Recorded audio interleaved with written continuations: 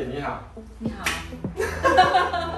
我们认识多久了？我忘记了，10几年了。10几年了。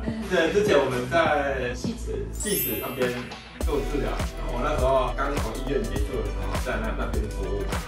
然后陈小姐刚好那时候也在住戏子。后来跟我一样回到内湖了。对，那时候刚好因为很都更啊哈。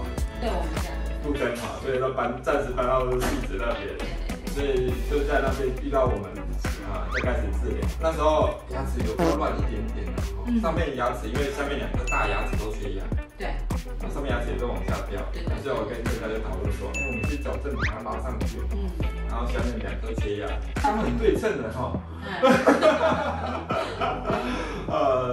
做植牙也花了2年多的时间。对，然后那时候植牙状况，我记得植完的时候蛮肿的。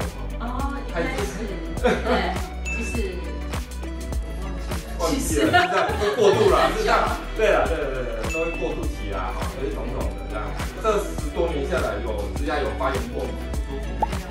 没有，所以只要照我们的标准做，事实上用了10几年，从来没有问题。我们现在看 X 光10几年下来，骨头也都是没有变化，都很稳定。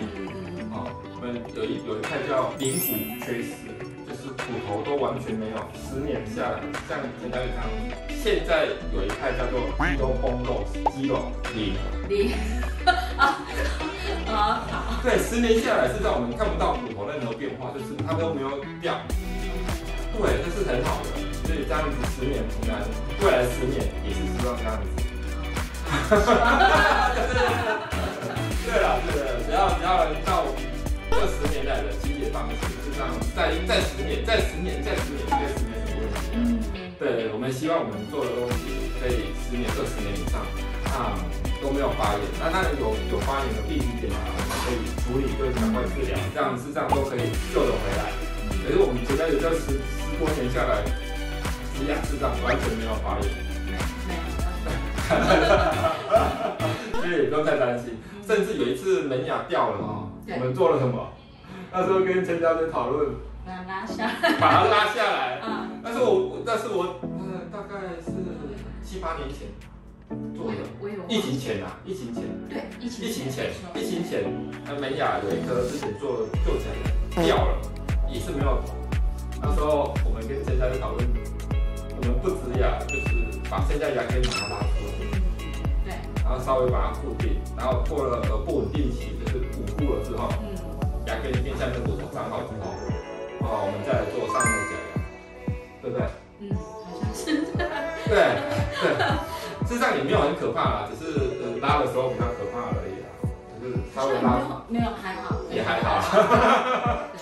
对，这刚好这疫情前，因为陈小姐是我们比较早期做的手术拉夫啦。我们甚至也有帮80岁的阿嬷做过，事实上也当然没有陈小姐用那么久了，我们在大概追踪3、4年，那陈小姐追踪7、8年，事实上也都蛮稳固的，牙根状况也都很好，所以我们觉得这个数字是可相信的至少5年以上，我觉得没有问题。当然现在摇动度也没有任何摇动，吃东西也没有任何影响，没有感觉不出来。它牙根比较短，只是在骨头里面尤其是侧门牙它受力本来就比较少，所以我就觉得在有些前牙的患者身上，我们这样做，我们这样子执行下来，再加上陈小姐的见证未来可以用10年、20年这样子，只要陈小姐认真清洁，只要认真清洁，好好维持口腔卫生，相信自己的牙根还是比较好，自己的牙齿还是比较好。还是当然，像陈小姐她一开始来缺牙，那没办法，来了就缺牙。最好的现在唯一解决方式，除了活动假牙以外，就是植牙。这当然这10多年用下来都没有什么问题，没有说植牙不好。只是如果在救牙齿的过程中，我们有剩下牙齿，如果还可以再用的话，我们相信拉出来再治疗，再做一次假牙，用个7、8年以上，我们现在追踪是越久的陈小姐。用个7、8年以上是没有问题。